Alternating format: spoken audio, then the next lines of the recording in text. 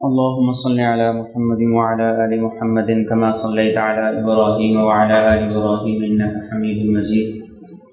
اللهم بارك على محمد وعلى آل محمد كما باركت على إبراهيم وعلى آل إبراهيم إنك حميد مجيد.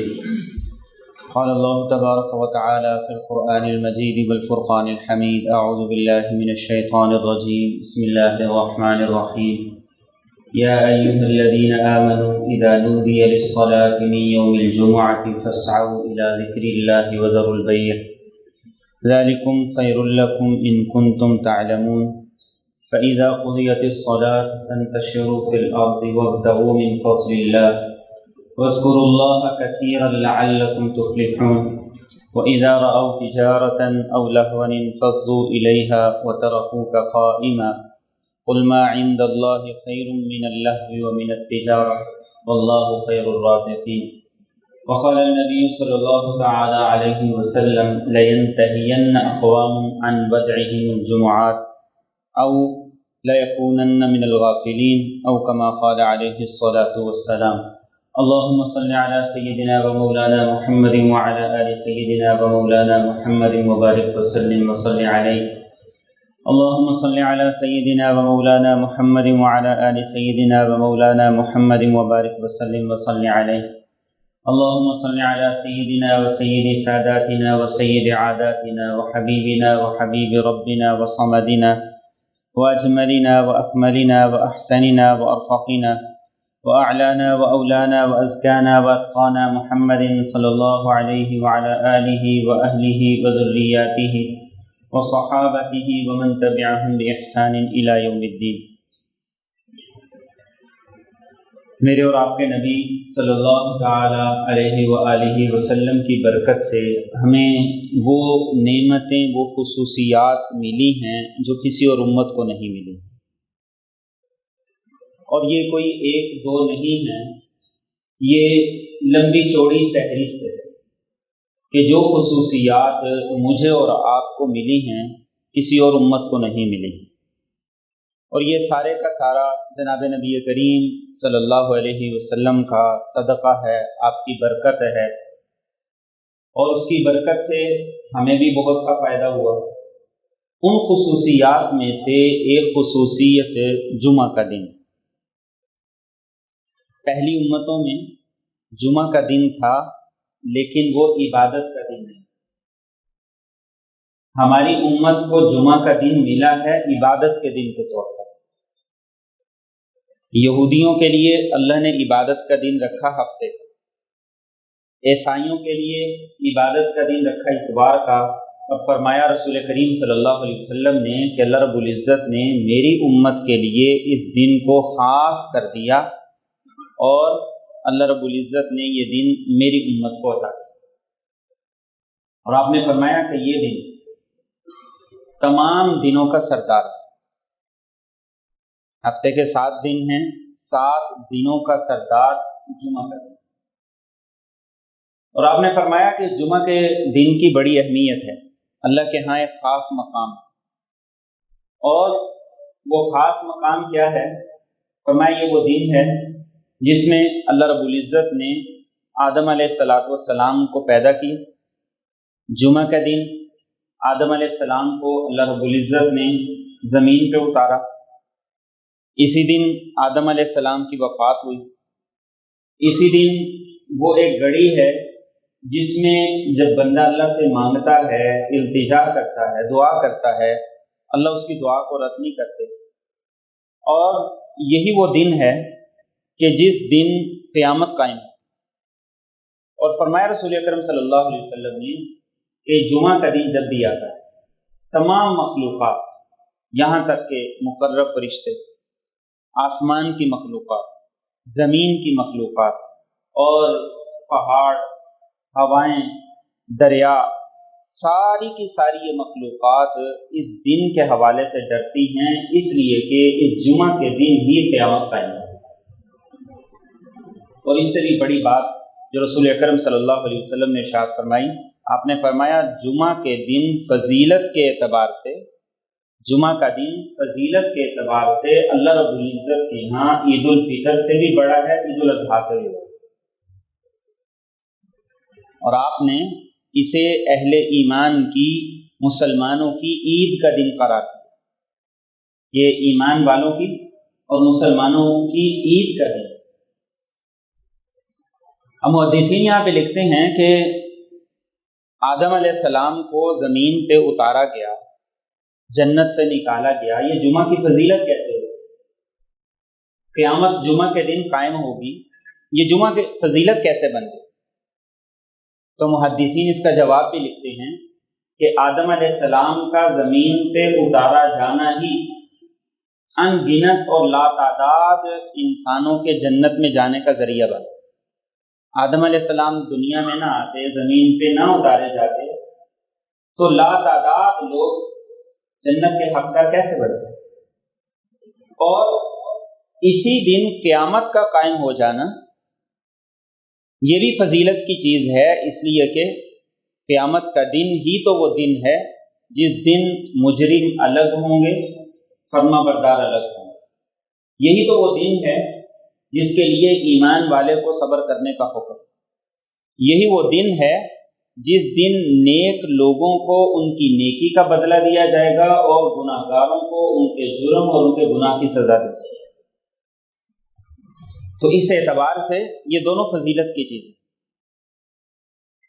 اور قرآن کریم نے ایک باقاعدہ طور پہ سورہ جمعہ وہ اسی عنوان سے نازل کی۔ قرآن کریم کی 114 صورتیں ہیں۔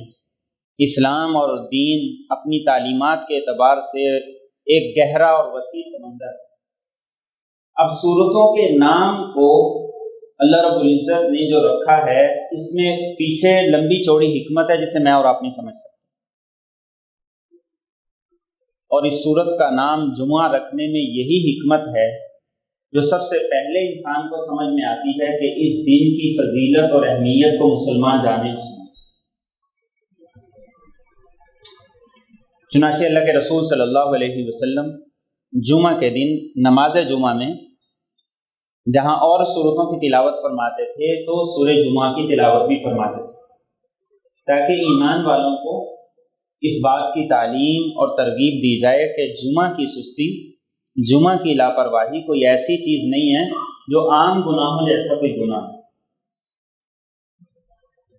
جمعہ کی سستی اور لاپرواہی یہ باقی گناہوں سے بڑھ کے گناہ ہے، یہ باقی جرائم سے بڑھ کے جرم۔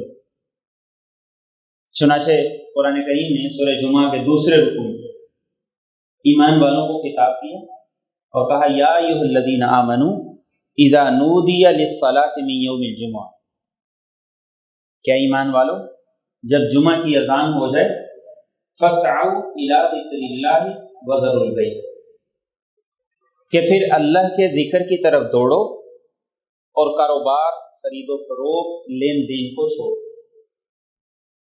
اتنا بھی کافی تھا، اللہ کے ذکر کی طرف چلو یہ نہیں فرمایا گیا، بلکہ فرمایا گیا فاسعوا الی ذکر اللہ۔ سعی کا لفظ حج اور عمرے کے ارکان میں سعی ہوتی ہے۔ سعی کیا ہوتی ہے؟ تھوڑا دوڑنا پڑتا ہے، جلدی کرنی پڑتی ہے۔ فاسعوا الی ذکر اللہ میں یہی پیغام ہے کہ جمعہ کا عمل ایسا خوبصورت عمل ہے کہ اس کی طرف اتنے شوق سے چلو کہ چل کے نہ جاؤ، ٹہل ٹہل کے نہ جاؤ، بلکہ دوڑ کے، تیزی کے ساتھ، چستی کے ساتھ جاؤ۔ اور اتنی بات بھی کافی تھی، فاسعوا الی ذکر اللہ، اللہ کے ذکر کی طرف دوڑو، لیکن ساتھ یہ فرما دیا وذروا البیع، کہ اپنی دوسری مصروفیات کو بھی تھوڑی چھوڑو۔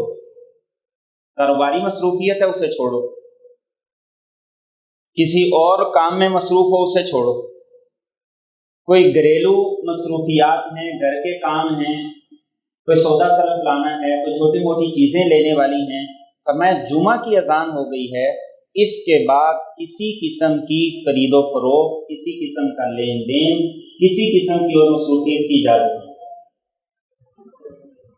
اور تمام کے تمام مکاتب فقہ، محدثین، سب کا اس بات پر اتفاق ہے، کسی کا اختلاف نہیں ہے کہ جمعہ کی اذان کے بعد جمعہ کی نماز کی طرف جانے والے اعمال کے علاوہ کوئی بھی عمل کرنا سراسر حرام ہے۔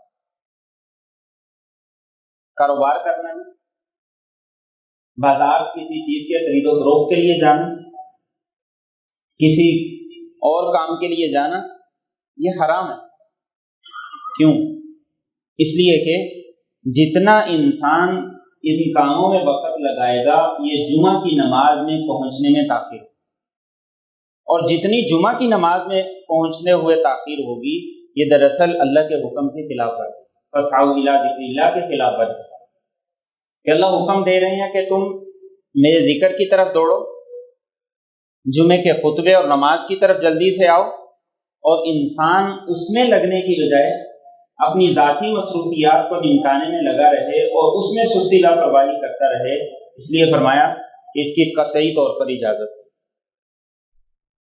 اور آگے کیا فرمایا؟ ذالکم خیر لکم ان کنتم تعلمون، فرمایا چونکہ دنیا تمہاری نظر میں نظر کا معاملہ ہے، دیکھنے میں کیا فائدہ نظر آ رہا ہے کہ یہ کام نمٹ جائے گا، یہ تھوڑا سا کام ہے یہ بھی ہو جائے گا، ایک گاہک ہے، ایک کسٹمر ہے، اس کو میں نمٹا لوں، تو فرمایا کہ معاملہ ایسا نہیں ہے۔ اگر تم اپنے رب کے ہاں دیکھو اس کا کیا مقام ہے، اور اللہ اگر تمہارے لیے کھول دے تو پھر واقعی تمہیں اس بات کا احساس ہو جائے کہ جمعہ کی نماز کے لیے اہتمام کے ساتھ آنا اور اس کا اہتمام کرنا یہ وہ کام ہے جو دنیا کی ساری مصروفیات سے زیادہ اللہ کے نزدیک اہمیت رکھتا ہے۔ پہلی امتوں میں جیسے یہودیوں کے ہاں ہفتے کا دن عبادت کا دن تھا، عیسائیوں کے ہاں اتوار کا دن عبادت کا دن تھا، تو وہاں کوئی 1-2 گھنٹے کی عبادت نہیں ہوا کرتی، سارا دن عبادت کا دن ہوا کرتا۔ پورے دن میں نہ کاروبار کر سکتے تھے نہ کوئی اور دنیاوی کام کر سکتے تھے، سارا دن صرف اور صرف عبادت ہی کرنی ہوتی۔ لیکن میرے اور آپ کے لیے اللہ کی طرف سے کتنا بڑا اعزاز بھی ہے، کتنا بڑا کرم بھی ہے کہ ہمارے لیے پورے دن کاروبار، لین دین، خرید و فروخت کو حرام نہیں کہا گیا۔ ہمیں تو صرف اتنا کہا گیا ہے کہ جب جمعہ کی اذان ہو جائے اس اذان سے لے کر نماز جمعہ کے اختتام تک یہ 1.5-2 گھنٹے کا وقت، اس سے زیادہ نہیں۔ اتنا وقت صرف اور صرف جمعہ کی تیاری اور اس کی طرف جانے میں لگاؤ، اس کے علاوہ کسی دنیاوی مصروفیات، کاروبار، لین دین، خرید و فروخت، میل جول اور چھوٹے موٹے کاموں کے نمٹانے میں ہرگز نہ لگے۔ اللہ فرماتے ہیں ذالکم خیر لکم ان کنتم تعلمون، یہی تمہارے لیے بہتر ہے، تمہاری دنیا کے اعتبار سے بھی اور تمہاری آخرت کے اعتبار سے۔ اور پھر فرمایا فَإِذَا قُضِيَتِ الصَّلَاةُ، نماز جب مکمل ہو جائے، فَانْتَشِرُوا فِي الْأَرْضِ، تو تمہارا رب تمہیں خود حکم دیتا ہے زمین میں پھیل جاؤ، مسجد میں نہ بیٹھے رہو، وَابْتَغُوا مِنْ فَضْلِ اللَّهِ، اور جا کے اپنی دکان کھولو، آفس کھولو، کاروبار پہ جاؤ، محنت کرو، لیکن ساتھ یہ بھی یاد رکھنا ہے کہ اب جمعہ پڑھ کے مسجد سے نکلے ہو تو اگلے جمعے آنا ہے نہیں، وَاذْكُرُوا اللَّهَ كَثِيرًا، کثرت سے اللہ کا ذکر پھر بھی کرتے رہنا ہے، دکان پہ ہو تب بھی، آفس میں ہو تب بھی، بستر پہ ہو تب بھی، مسجد میں ہو تب بھی، وَاذْكُرُوا اللَّهَ كَثِيرًا۔ ایک بڑی خوبصورت حدیث مبارک ہے، اللہ کے رسول صلی اللہ علیہ وسلم نے ایک حدیث میں ارشاد فرمایا کہ کچھ لوگ قیامت کے دن جنت میں جائیں گے، اور یہ وہ لوگ ہوں گے جو دنیا میں نرم نرم گدوں پر، نرم نرم بستروں پر لیٹ کے ایک عمل کرتے ہوں گے اور اللہ اس کی برکت سے انہیں جنت میں پہنچا دے گا۔ صحابہ نے عرض کی یا رسول اللہ صلی اللہ علیہ وسلم، اتنی سستی جنت اور اتنی آسانی سے جنت، ایسا کون سا عمل ہے؟ آپ نے فرمایا یہ وہ لوگ ہوں گے جو نرم بستر پہ لیٹ کے اللہ کا کثرت سے ذکر کرتے ہوں گے اور کثرت سے اللہ کو یاد کرتے ہوں گے، اس عمل کی برکت سے اللہ انہیں جنت کا حق ڈالے۔ وَاذْكُرُوا اللَّهَ كَثِيرًا، جمعہ پڑھ کے نکل گئے ہو تو اب کاروبار پہ جاؤ، اور کاروبار پہ چلے گئے ہو تو اب کاروبار میں لگ کے اپنے رب کو نہیں بھول جانا، وَاذْكُرُوا اللَّهَ كَثِيرًا، اللہ کو کثرت سے یاد کرتے رہنا ہے۔ کس لیے؟ فائدہ کیا ہوگا؟ لعلکم تفلحون، کہ اللہ تمہیں کامیاب کر دیں گے، دنیا کی کامیابی بھی عطا کریں گے، آخرت کی کامیابی بھی عطا کریں گے۔ ایک اللہ کے رسول صلی اللہ علیہ وسلم کے صحابی تھے، جب وہ جمعہ کی نماز پڑھ کے نکلتے تو مسجد کے باہر کھڑے ہوتے اور کہتے کہ اللہ تیرے حکم پہ میں نے نماز پڑھی، پوری ہو گئی، اب میں باہر نکلا ہوں، اب میں کاروبار کرنے کے لیے جا رہا ہوں، اس لیے اس میں تو اپنی طرف سے برکت عطا فرما۔ صحابہ فرماتے ہیں کہ اس عمل کی برکت سے اللہ رب العزت نے ان کے کاروبار میں 70 گنا زیادہ فائدہ دیا، کہ اللہ کا حکم تھا وقت سے تمام سے جمعے کے لیے آؤ، اور جمعے کے بعد کاروبار کرنا ہے تو کرو، ضروری نہیں ہے کہ سارے جاؤ، جن کی چھٹی ہے چھٹی کرو، لیکن کہا کہ جو مصروفیت کا وقت ہے اللہ کے لیے اسے اللہ کے لیے لگاؤ، جو دنیا کے لیے ہے اسے دنیا کے لیے لگاؤ۔ اس لیے جہاں اللہ کی ذات کا معاملہ تھا تو پہلے کہا وذر البیع، کہ دیکھو اب جمعہ کی اذان ہو گئی ہے، اب کاروبار خرید و فروخت 1-1.5 گھنٹے کے لیے حرام ہے، لیکن جیسے ہی جمعہ کی نماز پوری ہوئی تو کہا کہ چلو اب نکلو، فانتشروا فی الارض، جاؤ دکان پہ جاؤ، آفس جاؤ، اپنا کام کرو، اپنی مصروفیات کو نمٹاؤ۔ یہ دراصل اسی بات کی طرف اشارہ ہے، یہ اس حکم کی تعمیل کا ثمرہ ہے کہ اللہ کے لیے 1-1.5 گھنٹہ اپنے کاروبار، اپنی مصروفیات کو، اپنی نیند کو اور چھوٹے موٹے کاموں کو نظر انداز کیا تو اللہ نے کیا انعام دیا کہ اس کے بعد جب کاروبار کی طرف گئے تو اللہ نے اس میں برکت عطا کی۔ اور اللہ کے وقت کو اپنی مصروفیات میں لگا دینا اور اپنی مصروفیات کو فضولیات میں لگا دینا، یہ وہ چیز ہے جو انسان کے لیے دنیا اور آخرت میں خسارے اور تباہی کا ذریعہ۔ اللہ کے رسول صلی اللہ علیہ وسلم نے جمعہ کے دوران اس بات سے منع کیا ہے کہ کوئی آدمی کسی کو یہ بھی کہے کہ خاموش ہو جائے، اس بات سے بھی منع فرمایا۔ لیکن جمعہ کی نماز کی سستی، اس کی اہمیت کیا ہے، اس کی طرف اشارہ کرنے کے لیے ایک حدیث مبارکہ ہے، اللہ کے رسول صلی اللہ علیہ وسلم جمعہ کا خطبہ ارشاد فرمایا، اور جب آپ نے خطبہ شروع کر دیا تو ایک صحابی، اور یہ صحابی کون ہیں؟ یہ جناب نبی کریم صلی اللہ علیہ وسلم کے دوہرے داماد عثمان ذو النورین رضی اللہ تعالیٰ عنہ۔ وہ آئے، بیٹھنے لگے تو آپ نے کہا کہ عثمان تاخیر سے کیوں آئے؟ اب بڑے مجمع میں، بڑی مسجد میں اپنا ہی داماد ہے، اور داماد بھی وہ ہے جو 2 ہجرتوں والا ہے، حبشہ کی طرف بھی ہجرت کی، مدینہ کی طرف بھی ہجرت کی، اور داماد اس شان والا ہے کہ انسانی تاریخ میں کوئی ایسا فرد نہیں جس کے نکاح میں کسی نبی کی 2 بیٹیاں آئی ہوں سوائے عثمان ذو النورین، پوری اسلامی تاریخ میں، پوری انسانی تاریخ کے اندر۔ آپ نے کھڑا کر لیے جمعے کے دن، تاخیر سے کیوں آئے، لیٹ کیوں آئے؟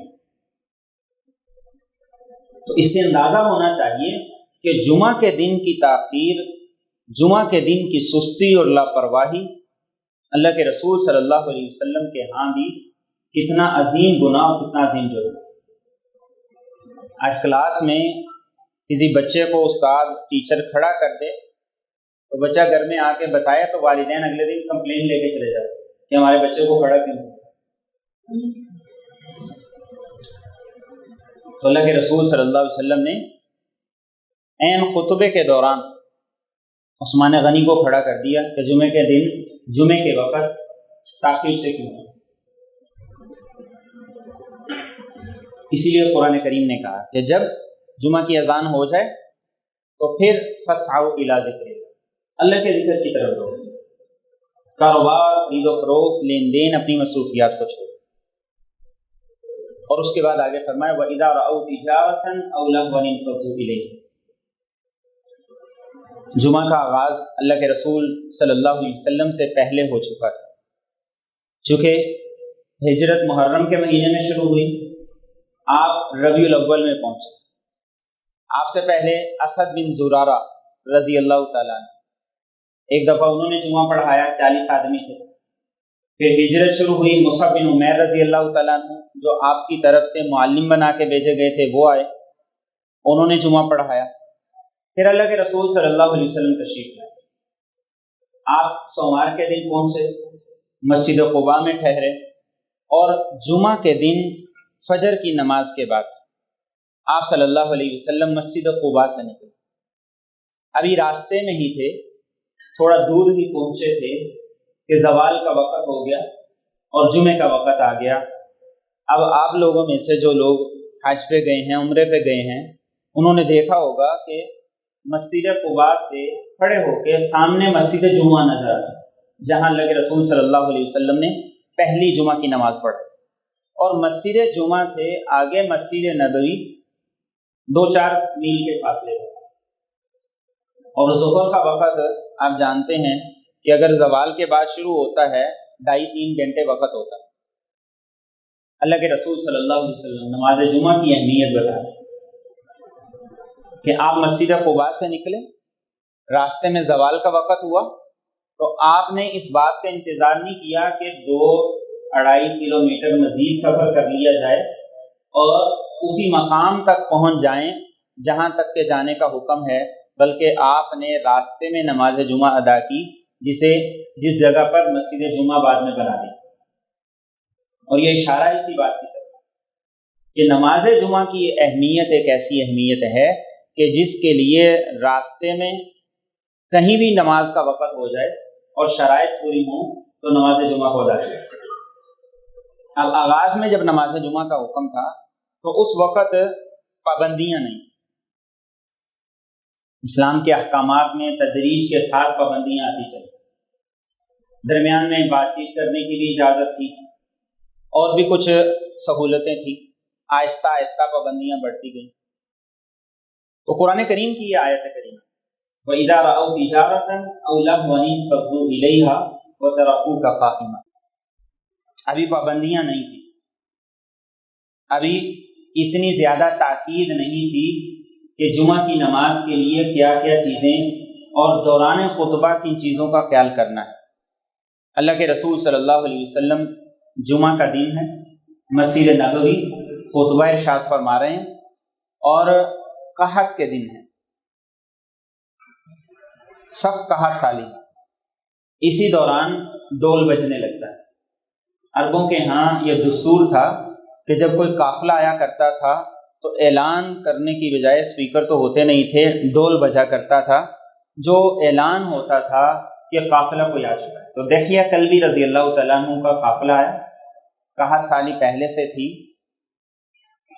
اور پابندی بھی نہیں کہ جمعہ کی نماز اس میں اہتمام سے بیٹھنا ہے، وقت سے آنا ہے، گفتگو نہیں کرنی، بات نہیں کرنی، پابندی نہیں۔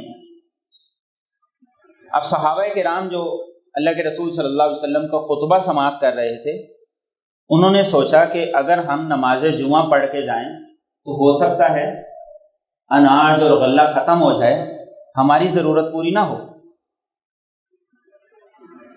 اور منع بھی نہیں، اٹھے اور غلہ لینے کے لیے چل دیے۔ 12 صحابہ کرام اللہ کے رسول صلی اللہ علیہ وسلم کا خطبہ سنتے رہے۔ نماز جمعہ مکمل ہوئی اور قرآن کریم نے اس آیت کو نازل کی، وَإِذَا رَأَوْا تِجَارَةً أَوْ لَهْوًا انفَضُّوا إِلَيْهَا وَتَرَكُوكَ قَائِمًا۔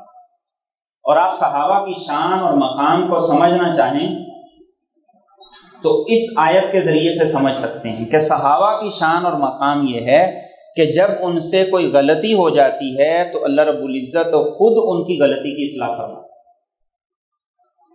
یہ صحابہ کی شان اور مقام۔ محرم الحرام کے مہینے میں سب سے زیادہ جو کام کیے جاتے ہیں ان میں سے ایک کام یہ ہے کہ صحابہ کی شان میں بہت زیادہ گستاخی کی جاتی ہے۔ کرتوت کالے سارے یزید کے ہیں اور ذمہ دار سارے کا سارا حضرت امیر معاویہ رضی اللہ تعالیٰ عنہ کو قرار دیا جاتا ہے۔ کرتوت اولادوں کے ہیں اور ذمہ دار صحابہ کرام کو قرار دیا جاتا ہے۔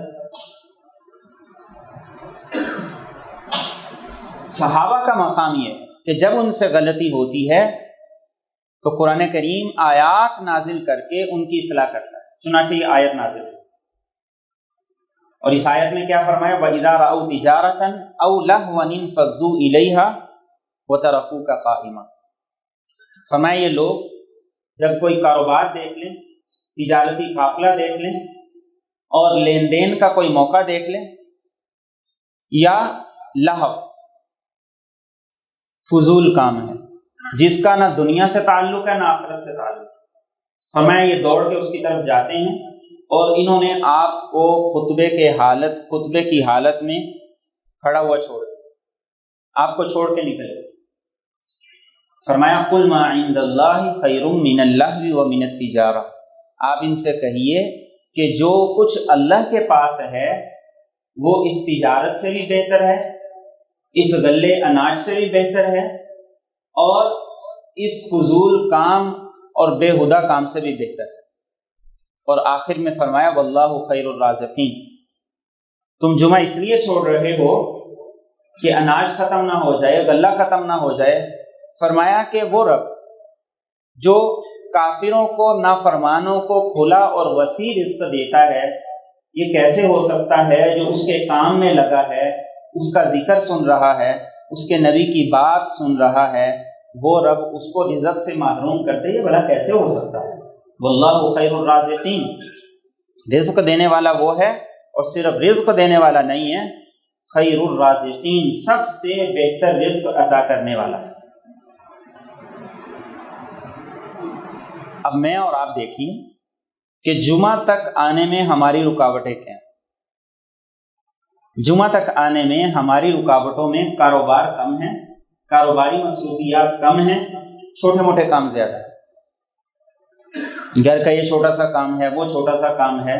اسی کو قرآن کریم نے لہو کہا کہ یہ ایسے چھوٹے موٹے کام یہ اتنی اہمیت نہیں رکھتے کہ انہیں عین اس وقت میں کیا جائے جبکہ اللہ نے کرنے سے منع کیا. اور ان چھوٹے موٹے کاموں میں چونکہ ہمارے شہر میں چھٹی جمعہ کے دن ہوتی ہے، وہ فضول کام جو ہمیں نماز جمعہ کے اہتمام سے روکتا ہے وہ نیند. لاپرواہی سے سو رہے اور نماز جمعہ کو چھوڑ. اللہ کے رسول صلی اللہ علیہ وسلم پر جب یہ آیت کریمہ نازل ہوئی، آپ صلی اللہ علیہ وسلم نے جو بات ارشاد کی، اور ارشاد کس کے لیے فرمائی؟ ان صحابہ کے لیے جنہوں نے 13 سال بڑی قربانیاں دی، جن کی جانثاری میں، وفاداری میں ذرہ برابر بھی شک نہیں کیا جا سکتا. آپ صلی اللہ علیہ وسلم نے ارشاد فرمایا کہ مسجد سے سارے نکل گئے، صرف 12 لوگ بیٹھے رہے، اور جو 12 لوگ تھے جو اللہ کے رسول کا خطبہ سنتے رہے، ان میں ابو بکر صدیق بھی تھے، عمر فاروق بھی تھے، عثمان غنی بھی تھے، علی المرتضیٰ بھی تھے، اور بڑے بڑے صحابہ بھی تھے. نبی کریم صلی اللہ علیہ وسلم نے فرمایا اگر سارے کے سارے میرا خطبہ چھوڑ کے مسجد سے نکل جاتے، کوئی ایک بھی مسجد میں موجود نہ رہتا، تو مدینہ میں آگ کا ایسا طوفان آتا کہ پورے مدینہ کی بستیوں کو جلا کے راکھ کرتا. اب آپ اندازہ کیجئے کن کے بارے میں یہ بات کی جا رہی ہے جن پہ پابندی کوئی نہیں. ابھی حکم نہیں تھا کہ تم نے اتنی پابندی کے ساتھ نماز جمعہ ادا کرنی، اور کن کی زبان سے اور کس جگہ کے لیے. یہ دراصل مجھے اور آپ کو بات سمجھانا مقصد ہے کہ جمعہ کا دن دراصل یہ وہ اہمیت کا دن ہے کہ جو اللہ نے خاص طور پہ تمہیں عنایت کیا ہے، جو اللہ نے دوسری امتوں کو نہیں دیا تمہیں دیا ہے. اب اس کی قدردانی کا حق تمہیں پورے طریقے سے ادا کرنا چاہیے، اور ساتھ سہولتیں بھی دے دی. جیسا کہ میں نے پہلے عرض کیا کہ سارا دن نہ کاروبار منع ہے، نہ خرید و فروخت منع ہے، نہ ذاتی مصروفیات کو نمٹانا منع ہے، نہ لین دین منع ہے. صرف اذان کے بعد کہا کہ کوئی اور مصروفیت نہ رکھو سوائے نماز جمعہ. اور نماز کی عام دنوں میں 4 رکعتیں ہیں، ظہر پڑھی جاتی ہے، جمعہ کے دن ان 4 کو 2 کر دیا، اس کی جگہ خطبہ شامل کر دیا۔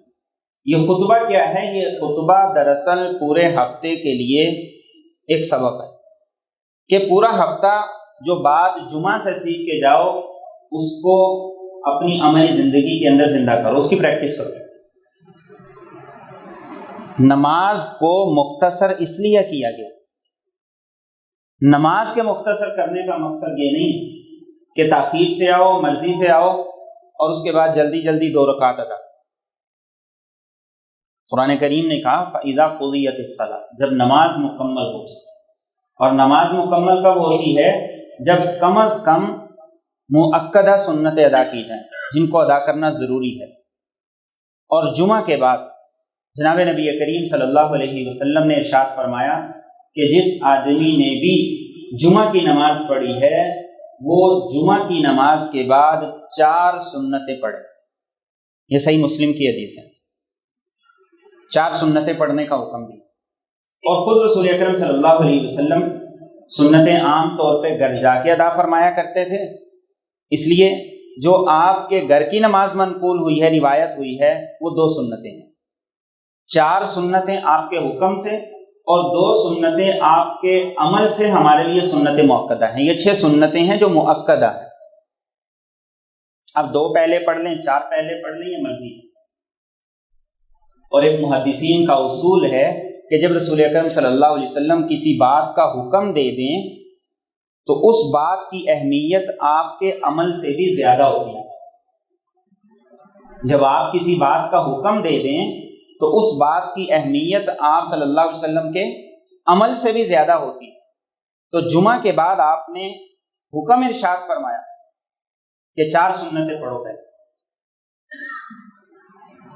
تو جمعہ کی نماز کی تکمیل کب ہوگی؟ جب ہم جمعہ کے بعد یہ 6 سنتیں بھی ادا کرتے جائیں۔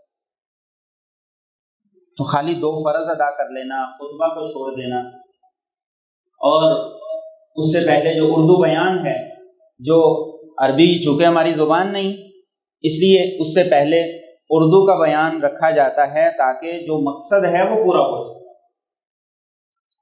تو اہتمام کے ساتھ نماز جمعہ کو ادا کرنا یہ اس قدردانی کا بھی حصہ ہے جو اللہ رب العزت نے جمعہ کی صورت میں مجھے اور آپ کو عطا کی، اور اس کے ساتھ ساتھ میرے اور آپ کی ذمہ داری بھی ہے اور رب کا حکم بھی۔ اور اللہ کے رسول صلی اللہ علیہ وسلم کی حدیث مبارکہ، اور بڑی خوبصورت حدیث مبارکہ ہے، عبداللہ بن مسعود رضی اللہ تعالیٰ مسجد میں تشریف لائے، اور تشریف لائے تو دیکھا کہ ان سے پہلے 3 لوگ آ چکے۔ وہ آئے، بیٹھے، اور تینوں کو مخاطب کرتے ہوئے فرمایا کہ سنو، میں نے اللہ کے رسول صلی اللہ علیہ وسلم کو فرماتے ہوئے سنا کہ جو آدمی جمعہ کا اہتمام کرتے ہوئے جتنی جلدی، جتنا آگے جا کے امام کے قریب بیٹھے گا، کل قیامت کے دن جب اللہ کے دیدار کے لیے نشست اور کرسی ملے گی وہ اسے اتنی ہی قریب ملے گی جتنا وہ امام کے قریب ہو کے بیٹھے۔ اب آپ اندازہ کیجئے کہ جمعہ کے اہتمام کی یہ کتنی عظیم فضیلت ہے کہ اللہ کے دیدار کے لیے جس کو جتنی قریبی نشست چاہیے اسے چاہیے کہ وہ جمعہ کے دن جلدی آئے، اہتمام سے آئے اور امام کے قریب ہو کے بیٹھے۔ اور آخری حدیث مبارکہ جو بڑی اہمیت رکھتی ہے، جابر بن عبداللہ رضی اللہ تعالیٰ عنہ صحابی رسول ہیں، وہ روایت کرتے ہیں اللہ کے رسول صلی اللہ علیہ وسلم نے ارشاد فرمایا، اور یہ بات بھی آپ نے جمعہ کے دن ارشاد فرمایا، آج سے لے کر قیامت تک اللہ نے جمعہ کو میری امت پہ فرض کر دیا، اور جو آدمی معمولی سمجھ کر یا اس دن کا حق نہ سمجھ کر اس میں سستی، لاپرواہی کر دے تو میری بد دعا ہے اللہ اس کے حالات کبھی اچھے نہ کرے، اور میری بد دعا ہے اللہ اس کے مال، کاروبار، جان میں کبھی برکت نہ دے۔ اور اگلی بات جو رسول کریم صلی اللہ علیہ وسلم نے ارشاد فرمائی، وہ اس سے بھی زیادہ توجہ کے ساتھ سننے کی ہے۔ آپ نے فرمایا غور سے سنو، جو آدمی جمعے میں سستی لاپرواہی کرتا ہے اس کی نماز نماز نہیں، اس کا روزہ روزہ نہیں، اس کا حج حج نہیں، اس کی زکوٰۃ زکوٰۃ نہیں، جب تک کہ وہ اس عمل کو درست نہیں کر لیتا اور جمعہ کی لاپرواہی کو ختم کر کے اللہ سے سچی توبہ نہیں کر لیتا، اور فرمایا اللہ معاف کرنے والا۔ اب آپ اندازہ کیجئے کہ جمعہ کی سستی، جمعہ کی لاپرواہی، اس نماز میں غفلت، اس کے حق میں کوتاہی، یہ اتنی عظیم کوتاہی قرار دی گئی ہے کہ سارے ہفتے کی نمازیں، روزے، زکوٰۃ اور حج رسول کریم صلی اللہ علیہ وسلم کے فرمان کے رسول کریم صلی اللہ علیہ وسلم کے فرمان کے مطابق اللہ کے ہاں کوئی قدر پہلے نہیں ہے۔ آج ہم دیکھیں ہماری سستی، ہماری لاپرواہی،